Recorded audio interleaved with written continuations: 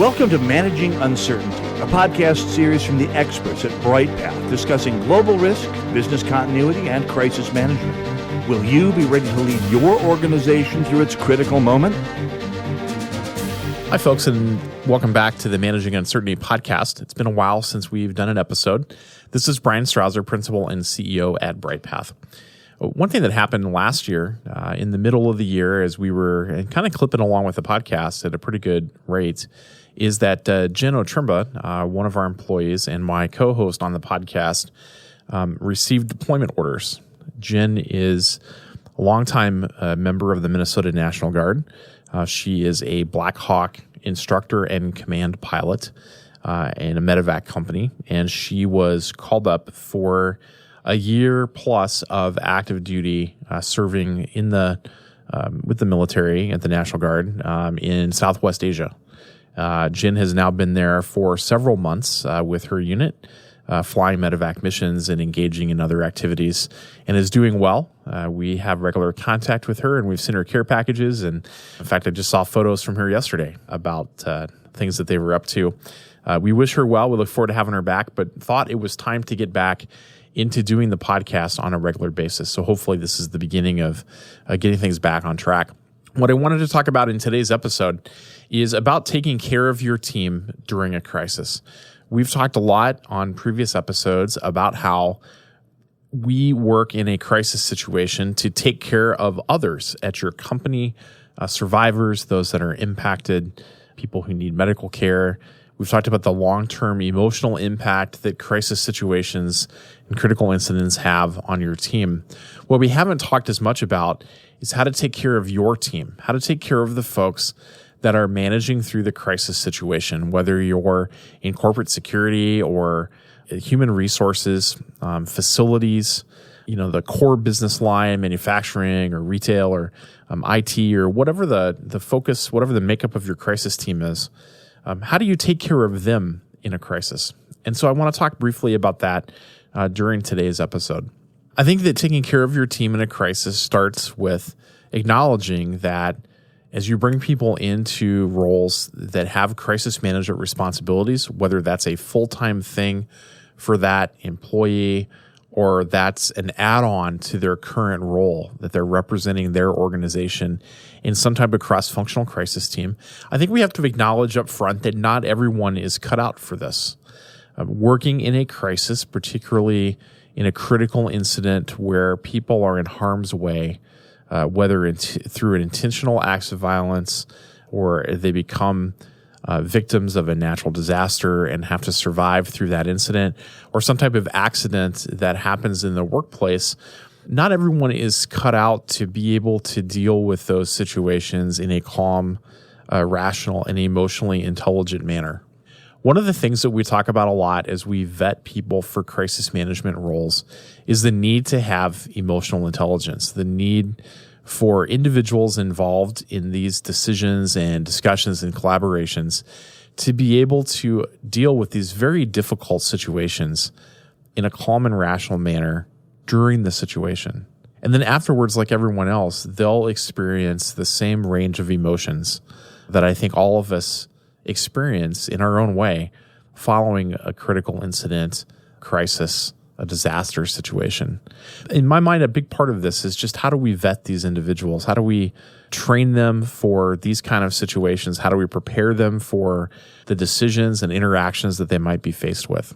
Just last week, I was at a client's site here in the Twin Cities and was training essentially their main crisis management team, a group of middle managers, directors, and vice presidents, and was training them. We were going to talk about their crisis management plan, but we hadn't gotten there yet. We were spending a good hour to hour and a half talking about what effective crisis leadership looks like, what success looks like as a crisis organization, what it looks like inside the company, what it would look like to someone peering in from the outside. And one of the things that we talked about is that not everyone is cut out for this. And part of what we have to monitor as we work through crisis situations is that we continue to coach and train people to deal with these situations. And we look for signs that they are or are not the right fit as they work through scenarios together. And as you're choosing them to be on your crisis team. One thing that, one example from my past is many years ago here in Minnesota, you might remember that we had a major bridge collapse. The Interstate 35W bridge, which is, I believe, a 6 or 8 lane bridge at the time, through downtown Minneapolis across the Mississippi River, failed. And it failed during rush hour and collapsed into the river. It killed several people. Many, many more were injured. And there was a significant rescue operation that occurred between law enforcement, fire, EMS, and many other resources. One law enforcement agency that was in a supporting position here, they weren't the primary responders because in Minnesota, the sheriff's department's primary responders on waterways, but they were there to support the response. And so they'd set up a command post in a nearby parking lot, and they had a command officer who was serving as the deputy to their incident commander, who had been sent to many training courses around crisis and emergency management, and they really saw him as the kind of next generation of leaders for these really critical incidents, really have a number of emotional outbursts in the command post to the point that he had to be moved on and told to depart the situation because he was upsetting and distracting the other responders during the situation. Now, I tell this story not to cast aspirations on this individual as much as I am to point out that, again, not everyone is cut out for these kind of roles. And as the incident leader, the incident commander, you have to be looking for these kind of situations. You have to be looking for this bad fit or this opportunity when you need to provide some sharp direction to correct this kind of behavior at an incident, because that is really illustrates a lack of emotional intelligence that can become really dangerous, really distracting during this kind of crisis response. This is not to say at all that this individual was not a bad law enforcement leader. He's gone on to do a number of other things. This just wasn't the kind of thing that he was cut out to do. And it will be the same in your organization, that you will find leaders or individuals who want to work in crisis management, but really lack that skill set or that emotional intelligence that's required. And you might also be given folks to represent parts of your organization in a collaborative crisis management team that are not really cut out for this. And you have to be willing to have those courageous conversations with your business partners and with others that, hey, Jeff over there is just he's not cut out for this. And here's some things we can do to try to coach him and try to help him improve. But where you can vet folks to eliminate that issue up front, the better off your crisis process will be, and the less issues you'll have down the road. So when you're in the incident and you're working through these very difficult situations, the other challenge to tackle is, how do you take care of the team during the incident? What are things that you can do to take care of the team? So first, you have to be able to monitor your team for the effects of stress and fatigue in the crisis. And in the middle of a crisis, there is no such thing as the indispensable man or woman. Nobody is capable of working for 24, 48, 36 hours nonstop without that taking some effect on their ability to operate, on their ability to deal with difficult situations rationally. So first is you got to make sure that the team is getting adequate rest.